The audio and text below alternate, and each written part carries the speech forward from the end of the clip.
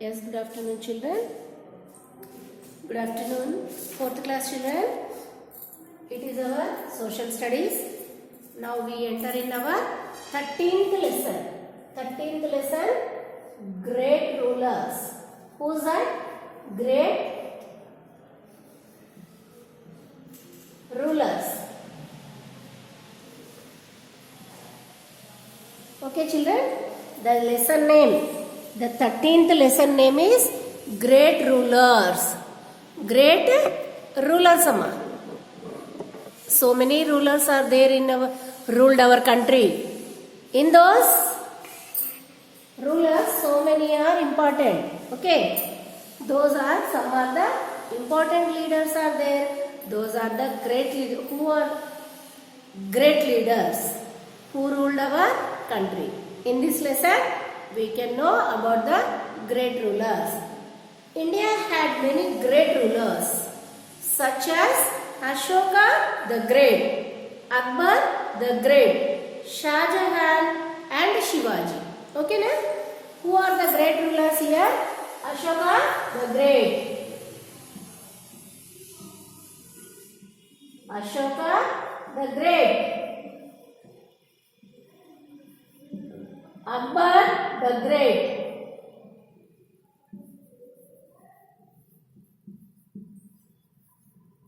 Shah Jahan,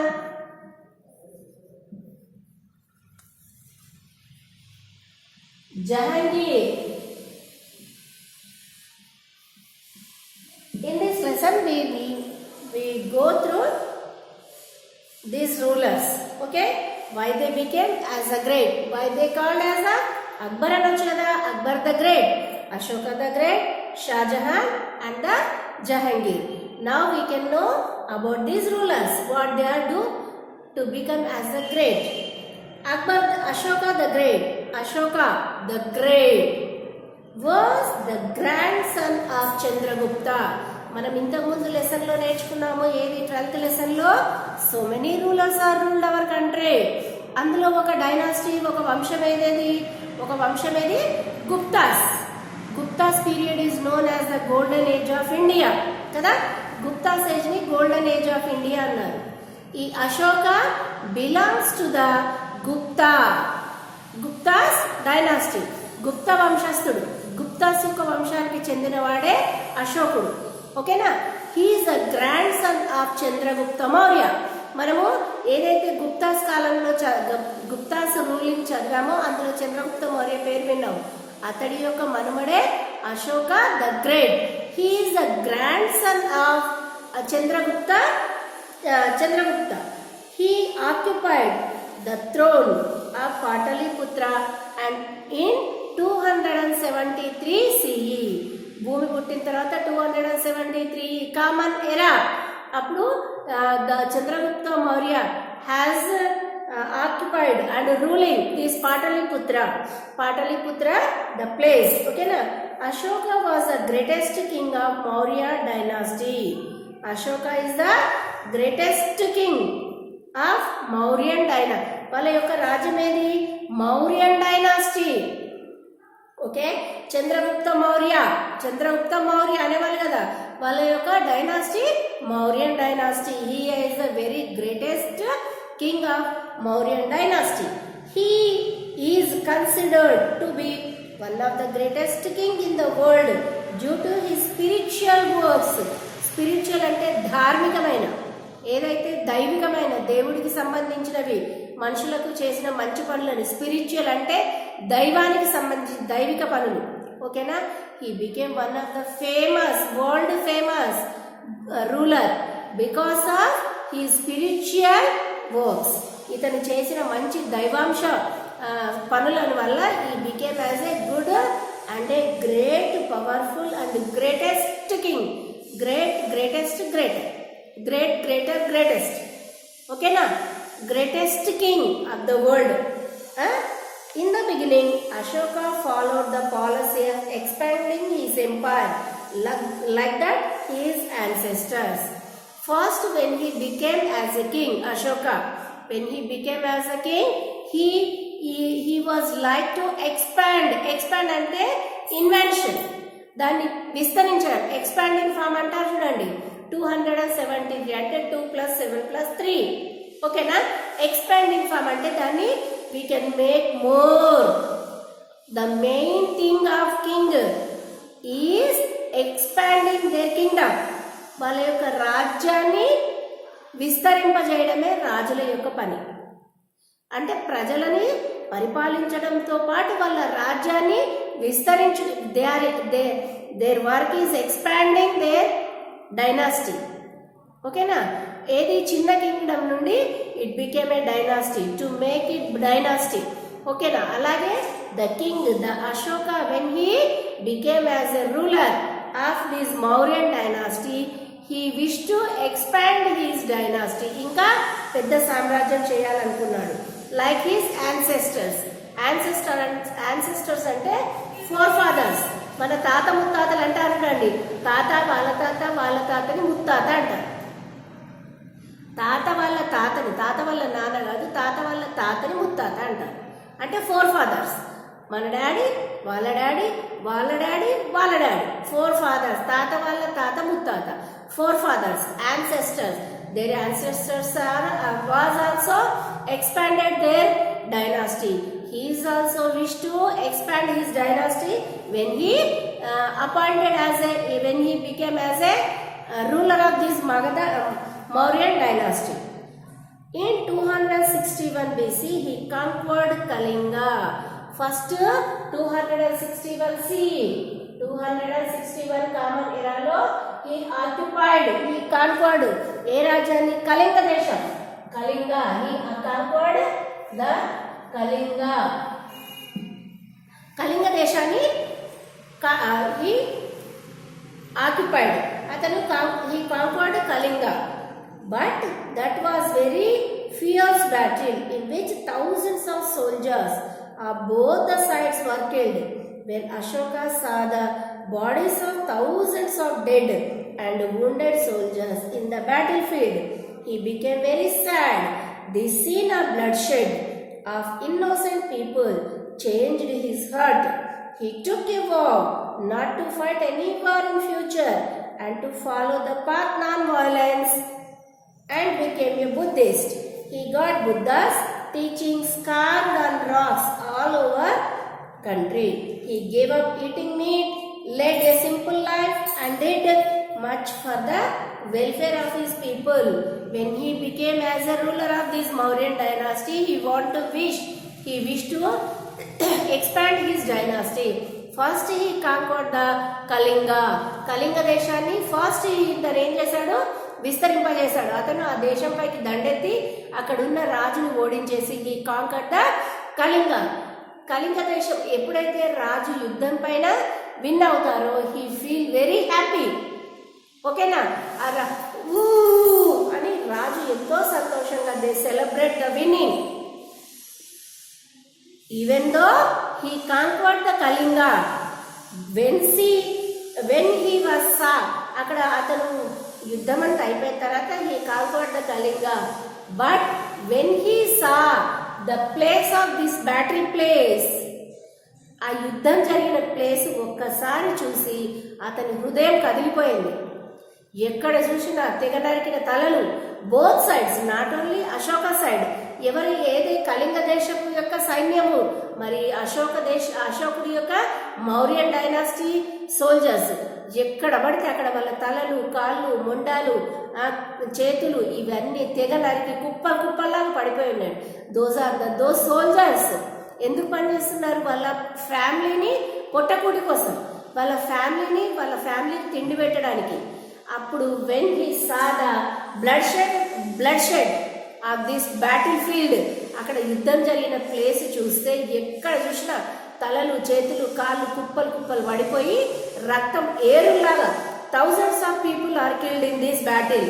అప్పుడు ఒక్కరు చనిపోతేనే ఒక బకెట్లు రక్తం పోతుంది కదా, మరి thousands of people when they killed, ఏరులాగా ఒక కెనాల్ లాగా అది పారుతుంది. ఎక్కడ చూసినా తలలు, కాళ్ళు, చేతులు. అప్పుడు చూసి ఆయన కళ్ళంపడ నీళ్లు మొత్తం వచ్చేసినాయి. అప్పుడు he gave up the wars. అప్పుడు ఏమనుకున్నాడు? ఈ గివ్ అప్ ద వార్స్, నేను ఇప్పటి నుండి ఇంకో యుద్ధం చేయను, యుద్ధాలు మానేస్తాను. ఈ టుక్ ఏ వావ్, VOW, వావ్ అంటే ఒక ప్రమాణం. ఒక ప్రమాణం ఏం చేశాడు, ఇప్పటి నుండి నేను ఏ యుద్ధం చేయాలి, ఎలాంటి హింస చేయకుండా. He became as a Buddhist. Who are follower of teachings of Gautama Buddha, those are Buddhist. He also joined in the Buddhism and he well spread the teachings, the followings of Gautama Buddha, and he made the inscriptions, Ratapurvakanga Bauddha stupas. On the Bauddha stupas he made the inscriptions and the teachings of the Gautama Buddha on the Gautama stupas. He made Ashoka pillar. Ashoka pillar has inscripted by the Gautama Buddha's teaching. At Sanchi and Saranath, ఎక్కువ మటుకు ఎక్కడ పడితే అక్కడ బౌద్ధ స్తూపాలు, బౌద్ధ విహారాలు, బౌద్ధ chaityas. He became as a Buddhist and he followed, he spread the Buddhism and he made the Bauddha stupas on Bauddha viharas, chaityas, and he inscripted the stupas. అందుకే ఇతని యొక్క ఏదైతే మనకు అశోక పిల్లర్ ఎట్ సారనాథ్లో అశోక పిల్లర్ పైన మనము he is a very good and greatest king కాబట్టి he stupa has made with 4 lion facing 4 lion. దాని కింద ఏం రాసింది, సత్యమేవ జయతే. This has derived, it has been make this Ashoka pillar at Saranath. ఆ స్తూపాన్ని మనము ఎక్కడ, మన కాయిన్స్ పైన, రూపీస్ పైన, అండ్ ఇంకెక్కడుంది, ప్రతి ఒక్క రూపీ పైన 1 రూపీ నుండి మనం ఎంత 1000 రూపీస్ కానీ 2000 we derived this Sanchi stupa Ashoka pillar at సారనాథ్లోది మనం రూపీస్ పైన, కరెన్సీ పైన. Why? Because it is the greatest symbol of Ashoka. He is a very greatest king in the world. కాబట్టి ఇతని యొక్క గుర్తుగా మనము రూపీ పైన, కరెన్సీ పైన ఇతని యొక్క Ashoka's pillar from the Sarnath, it is on the currency పైన ముద్రించారు. ఓకేనా? అండ్ మళ్ళీ Ashoka Chakra, this stupa has consisted on the, ఏముంది, ఒక బేస్ ఉంటుంది. ఆ బేస్ పైన 1 సైడ్ బుల్ ఆర్ హార్స్, ఇక్కడ ఒక బేస్ ఉంటుంది. ఈ బేస్ పైన in the middle Ashoka Chakra. It has 24 spokes. అంటే continuously we should work and కష్టమేవ జయతే. కష్టం చేసినట్లయితే మనం కష్టే ఫలి. ఇప్పుడు మనం అన్నం తినాలి, ఆకలిస్తుంది. Simply we are watching the phone. Ready అవుతుంది అన్నం, మన ఫోన్ అక్కడ పక్కన పెట్టి మనం ఒక 10 minutes కష్టపడి, if we cook the rice we can feed hour stomach. మనం పొట్ట నింపుకోగలుగుతాం. అంటే మనం ఆ పొట్ట నింపుకోవడానికి 10 నిమిషాలు కష్టపడ్డాం కాబట్టి మనకు ఫలితం దక్కింది. పోనీలే, ఆకలి అదే తీరుతుంది. మనం ఫోన్ చూస్తూనే ఈవినింగ్ వరకు కూర్చుంటాం అనుకోండి, కడుపు నింపుతుందా? మనం ఏదాన్ని కష్టం చేస్తే ఫలితం దక్కుతుంది. అంటే మనము just like a watch, we should work like a clock, should not sit like a rock, work like a clock. It is the Ashoka's wheel. It is on the base పైన ఒక అశోక చక్రం. And this side horse and inside bull. Okay, and here it is a 4 lion, 4 facing lion, 4 lions are there. కానీ మనకు కనబడేది 3 సింహాలే. మరి కిందన ఒక band ఉంటుంది, ఇలా బ్యాండ్ రాసి పెట్టింది ఉంది. దీంట్లో ఏముంది? సత్యమేవ జయతే, సత్యమేవ జయతే. It is the Ashoka's pillar at Sarnath. ఇది ప్రతి ఒక్క కరెన్సీ పైన. Okay, and he is a very good and greatest king కాబట్టి ఈ Ashoka wheel has been printed in our national flag also. Every currency పైన Ashoka's pillar from the Sarnath and Ashoka wheel has been printed on the national flag. Why? Because it is the remembrance of a greatest king of Ashoka. Is it clear, children? Okay. మీరు ఏదైనా మంచి పని చేస్తే your name has been written in your books లో, మంచి మంచి బుక్స్లలో మీ పేరు కూడా ఎప్పటికీ గుర్తుగా ఉండిపోతుంది. If you became a good doctor, if you became a good scientist, good author, good dancer, మీ స్టోరీ కూడా హిస్టరీ లాగా చదువుకుంటారు. And one more person, Akbar. Akbar also known as the Akbar the Great. Akbar the Great. ఇప్పుడు మనకి టీవీలో serial వస్తుంది Akbarnama at evening 5:30. Okay, Jodha Akbar. Jodha Akbar serial వస్తుంది. You can watch if you are interested to know about the Akbar. You can watch the Jodha Akbar. It is telecasting in the as a serial at 5:30. Okay, Akbar was the most famous of all Mughal rulers. Mughal rulers లలో Akbar was the greatest and famous ruler. He became the ruler of Mughal dynasty. Mughal వంశంలో he became as the greatest ruler in 1556, in the 15th century. In the 15th century, at the age of 13 years మీరు lessons సరిగ్గా వినరు. Then కానీ Akbar became a ruler of Mughal empire in the age of 13 years. మేము చెప్పిన lessons మీరు 13 ఏజ్లో వినట్లేదు. But he became as a good ruler. Okay, in the age of 13 after death of his father Humayun. అంటే తండ్రి చనిపోతే తండ్రి తర్వాత కొడుకుని రాజు చేస్తారు.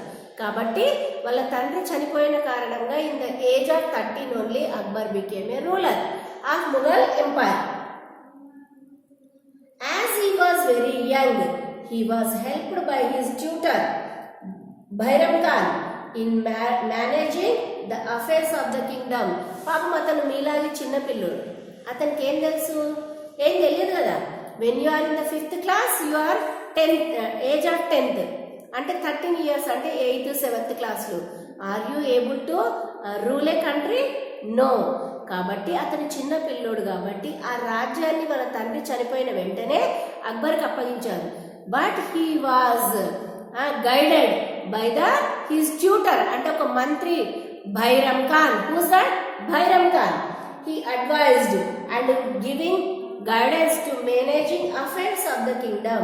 Gradually, Akbar depended less on Bairam Khan and took the reins of the kingdom in his own hand. తర్వాత కొన్ని రోజులకు అతను ఏం చేశాడు? He did not interested to depend upon Bairam Khan. అతనే రాజ్యం ఎలా పరిపాలించాలి.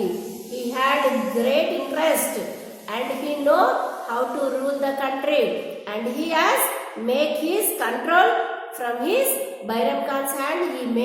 He started to control and rule the country. He built his empire by conquering many small kingdoms. రాజు యొక్క పని ఏంటి? To conquer their dynasty. ఎన్నో రాజ్యాలని ఓడించేసి తన రాజ్యంలో కలుపుకున్నాడు. He treated Hindus, Muslims alike and was a kind and just ruler. There is no difference about Hindus and Muslims. He is a good ruler among Hindus and Muslims also. He not any difference. He should not take any difference in the Hindus and Muslims. And he very good, kind-hearted person and just a kind and just a ruler. He had a great regard for learned men. అతను ఎవరైతే మంచి మంచి greatest person అంటే చాలా interest ఉండేది. He give a good regard to learned persons. ఎవరైతే if they are have any talent, he will give very lot of respect to that persons. The 9 great scholars in his court were called 9 gems. ఒక్కొక్క డిపార్ట్మెంట్లో ఒక్కొక్క ఫీల్డ్లో talented persons తీసుకొచ్చి తన ఆస్థానంలో పెట్టుకున్నాడు. The 9 great gems scholars in his court, those are called 9 gems. Navaratnalu 9 gems. Those 9 great scholars are called the court of Akbar, those are called 9 gems ante navaratnalu. Okay na? 9 gems are navaratnas. Birbal was one of them. Birbal story meeku telusu kada, Akbar Birbal also one of the great scholar in the court of Akbar. Akbar encouraged art, music and literature. He is very fond of art and fine arts. ఏవైతే కళలు, dancing, music, singing, drawing, painting, reading, what ever it may be, a good talent he encouraged so many good artists. He encouraged artists, musicians and literature. Good books ni and good music ni and so many arts has been developed in the period of Akbar, and he is very interested to encourage like that artists and musicians and as well as literature also. He is very fond of these arts. Okay children, these are then they became a good and the great rulers. The remaining part we should continue on tomorrow. Thank you.